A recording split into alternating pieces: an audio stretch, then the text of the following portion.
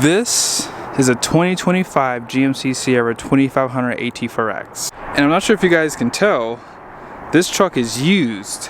I borrowed it from Jerry Seiner, Buick GMC here in South Jordan, Utah. It is available for sale. Be sure to ask for Frank. Let's go ahead and check out the original window sticker so you guys can see pricing on this truck. At the very top is a description with the colors here. And be sure to pause it for the standard equipment. I'm not going to go through anything on this one, but the base price on this truck is going to be $83,200. And then here are all the options. So it just has the diesel and the Gooseneck fifth wheel prep package. Destination is $1995 with a total price of $95,230. Now there's a lot of reasons why someone would buy a truck and then trade it in. Now I will show you guys the Carfax at some point in this video. So what I can tell you right now, this was not a commercial vehicle. So I put all my vehicles in my business name so I can write them off basically. Most people will buy a truck like this at the end of the year and basically just use it for a write-off. On this one, this was a personal use, so I will go over that in a second, but the truck only has 3,000 miles on it. Not much really to say here. Now I can tell you on the front end, someone did decide to add some PPF, and I will be honest, whoever did it didn't do a great job, so they will have to have someone touch it up a little bit. But yeah, I did the exact same thing on my truck. If you've ever owned any GM product, these bumpers, the paint gets all torn up over the matter of a few years. But I only see it on this side of it here. I don't see that they might have done this bumper though. But yeah, the sides here, that one has PPF, and then on this side too it has that PPF, but I don't see that they did the front part of the bumper though. No damage though, obviously, since the truck being so new. And the good news is it's already had an oil change, so it's already been through its first maintenance items, which is a good thing. And there's really not much it needs. The good thing about buying used, especially this truck, is that it's certified too, so you get the extended warranty from the factory, and it doesn't start until I believe the factory warranty ends, which is nice. But if you're not familiar with the AT4X, this truck does have an 1.5 inches higher ride height, and the tires are 35, so that gives you just a little bit more extra ride height, so it's probably about 2 inches. It also gives you the Multimatic suspension up front, has an open diff front axle, 18-inch wheels, and these tires, I think they're hit or miss. Mine were loud when I first got my truck, but they have quieted down, or maybe I just got used to the noise of them maybe. These are the Territory MTs, and here's the actual size. It's a 305/70/18. That's basically 34.8 inches tall, 12 inches wide, so it's a pretty meaty tire. Has good capacity, 3,750 pounds per tire at 65 psi max. They do provide this fabric material, and they give it the wider stance with these fender flares, front and rear. They also shorten the mud flaps on this truck too. So this truck has a great stance, and I could be biased because I have the exact same truck in a different color. Power deployable running boards come standard, and on the window sticker they only had two options, diesel and fifth wheel prep package. Now because it's a 3/4 ton, it doesn't have the overloads, but you have 5 leaks in that main pack. You also have a helper spring right here, so 5 total, and then that bottom one being a helper spring. Multimatics on all 4 corners. And those have spool valves. They don't have deflective discs like the other shock absorbers have too. 36-gallon fuel tank, smart key system. They have the unique tail lights on AT4 and the AT4X. This multi-pro tailgate comes standard. The only option that I've noticed that some people might want to get maybe is the lights for the tailgate. They go right here. My truck has it, and I've actually found them to be useful, especially when you're loading stuff at night. There's your fifth wheel prep package, and it gives you the 4 and 7 pin. If you don't want the fifth wheel prep package too, which is a good thing to know, you can skip this and still get the 4 and 7 pin installed in the truck if you want to do like an aftermarket setup there. But I think the fifth wheel prep package that they give you from the factory is the best. They do provide this handle. Let's go ahead and step in here. 400 watts of power, bed lights. They give you a ton of tie downs. You have 3 on each corner, And they have a max capacity of 500 pounds too. They do have 2 cameras up here, power sliding glass, sunroof comes standard, and clearance lights come standard because of the extra width that this truck has. So they just give them to you basically. Yeah, stepping out of the bed is pretty easy. You don't have to use this because you have the steps there too. And here's your kicker sound system. I've never used mine ever. I guess I don't tailgate enough, right? I gotta go to some football games. But yeah, this has multiple functions. You can also pull this up too if you have something long inside the bed. They do give you the camera inputs here, 7-pin. You can see your parking sensors. They do give you a full-size spare tire. This is the only truck that gives you a matching wheel and tire under. And they got that 35 to fit too. 342 rear end, and it has a locker, electronic locker. And here's a nice side view of the truck. The standard powertrain is the gas 6.6 liter L8T V8. This optional powertrain is the 6.6 liter Duramax. It's going to have 470 horsepower, 975 pound-feet of torque. They did do some updates back in 2024 for this powertrain. Has like a new turbo actuator, combustion's different, and this truck is a rocket ship. It does really put down the power the best, in my opinion, because it's not too much power. This one does have 11.5-inch ring gear, so this truck does start in 2nd gear, but overall, pretty overbuilt engine, and I think this is probably one of the most reliable ones in the segment. I won't take too much time on the interior. I have a ton of videos on this truck, but yeah, this is the Obsidian Rush, one of the best interiors that GM probably has ever done. And they do have the larger screens. If you want to turn on that locker, they do provide the button inside right there. And let's go ahead and start the truck too, actually. One thing I will tell you guys is this.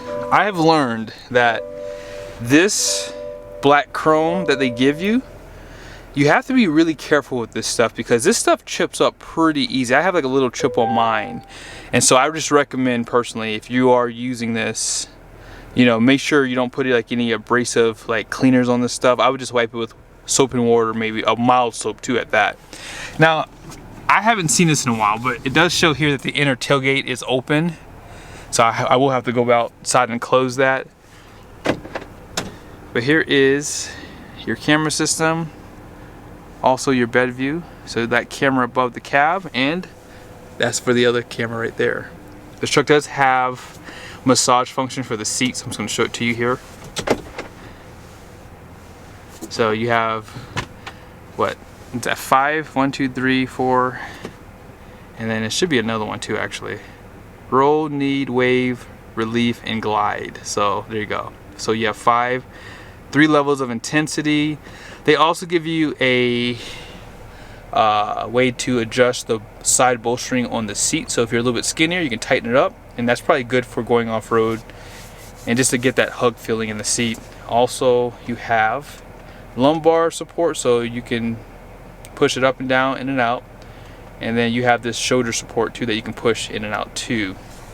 Of course, this truck is going to have all the nice comfort features for like your seat, so heated, ventilated. And your steering wheel is heated too. I love the red stitching, the white piping that they give you around the interior. This is truly one of the nicest trucks in the market. It really is. And I'm not being biased. Like if I didn't own my truck, I could tell you that if this truck was built in the 3500, they couldn't keep up with the production of these trucks because this interior is super nice. This is the only black interior that I would buy. Like I love this black interior for sure. Let's go ahead and check out how much this truck has depreciated though. That's why I did this video. Me owning this truck, this is very important to me. See, a lot of people have said to me that Ram trucks depreciate the most, but when I saw how much this truck depreciated in not even a year, like this truck's only a few months old. It's a 2025. I would have thought that it would have cost about the same as what a new one would cost because number one, you can't find a new truck on the market. Right? And number two, in a lot of cases, they're not even discounting these trucks. So obviously most dealerships are, but for the most part, some dealerships are still holding at sticker price because most of them coming in are spoken for, or they know that it's still a hot model that they have so they can, you know, hold that sticker price. But let's go ahead and check out the Carfax, and then we'll see the value of the truck, and then that'll pretty much wrap up the video. I figured I'd show you guys the price first here because it's on the Carfax as well, but they have it priced at $84,900. You guys see 2025 GMC Sierra 2500 AT4X for $84,900. You just saw that MSRP was $95,230. And you're probably wondering, does it have an accident on it? No accident. And I gotta give it to Jerry Seiner. They have that truck priced aggressively. I would still think a 2025 GMC Sierra 2500 AT4X would at least capture $90,000 to $92,000, because as I said earlier, a lot of people, or a lot of dealers I should say, are not discounting these trucks. But that is kind of disheartening. $84,900, which means the customer got less than that, obviously. So $84,900. The truck was $95,230. Let's go ahead and check out how much the truck depreciated. So here is the pricing, MSRP, used price. You guys know those numbers. So I did add taxes and fees here. So figure 7.25% is what it is here in Utah. $700 for fees. So that is a depreciation of $17,717. Holy smokes, that is crazy. And I figured that's 17% when you consider the $17,000. Now, I don't know what trade-in value was, so I'm just assuming that the customer got $80,000 for the truck. That's what the potential loss is at $22,617. I didn't figure that into the depreciation percentage there, by the way. But potential total purchase is $102,617, assuming they got the truck at MSRP plus the taxes and fees right there. I don't know what they paid for the truck, so I'm just assuming because they bought it last year and it was probably one of the first 2025s to arrive, they probably did pay MSRP unless they ordered it and already negotiated the price before it got there. But yes, seeing this is very disheartening. Either the market is really starting to come down or GMC trucks do not hold their value. It's gotta be one or the other.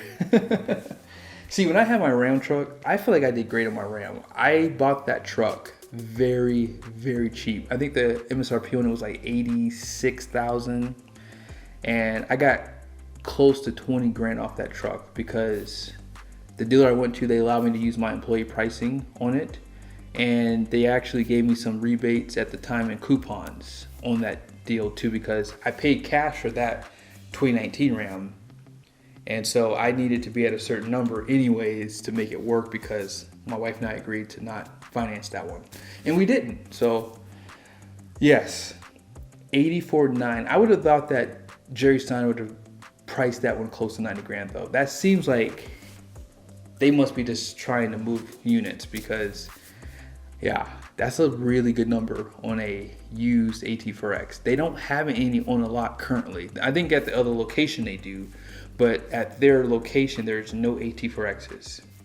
And I've heard that the AEV edition trucks are depreciating a lot worse too. It seems as though when you go on NADA to do a trade-in value, if you click the AEV edition package, it doesn't add any value to it. Not saying that that's true or is right. It could just be an error on the website. But when I went in there to get a number for my truck after seeing this, and then I added the AEV edition package, it didn't change. So I was like, wow, that must be either an issue on the 3/4 ton side of things, or just didn't matter. The AT4Xs are still popular though. Most of those trucks are probably spoken for, or if it is available, it's probably only going to be there for a few weeks at best. And most dealerships are starting to discount now too. But because this one was ordered last year, that's why I thought maybe, just maybe, they might have paid MSRP for it. But hope you guys liked the video. Let me know your guys' thoughts down below. This is kind of why I decided not to buy any more trucks. Like, I did a lot of buying back in, what was it, 2023. And then 2024 came along, and I just started looking at the market, and it was just changing very quickly. And this is kind of why I just put a pause on that. Now, I did just put in an order on something. Spoiler alert, it's not a Ram. It should be something fun. And who knows, you might like it, you may not like it, but if you don't like it, you don't have to watch those videos. So I'm just gonna tell you now, it's not gonna be truck content towing. I just wanted to try something a little different. You guys can guess in the comment section what you might have thought I might have got. I haven't really told many people about it because I'm still working out the pricing on it. And if I get a good deal, I'm gonna take delivery of it. So it's being built next month. By the time you guys see this video, yes, it'll be next month still. So yeah, next month it should be getting built. And then I don't know how long it's gonna take for it to ship, to get here. It could take weeks, even a month or so. So you should see something really soon. I haven't talked pricing yet because I wanna see what the dealership's gonna do first. And then we'll kind of go from there. But if this doesn't work out, I do have another car I do want to purchase too. Did I say car or did I say truck? I don't know. Could be one or the other. Gross axle weight rating is going to be 5,600 pounds. The rear is 6,600 pounds. 11,350 gross vehicle weight rating. 18x9 wide wheels. And payload is 2878. Although it says 2877 here. 55 PSI all the way around. Also 18.5 conventional towing, 18.1 gooseneck, and this truck weighs 8,472 pounds on the curb. Hope you guys liked the video. Be sure to subscribe to the channel if you haven't done so yet. Make sure your bell notifications are on. See you guys soon.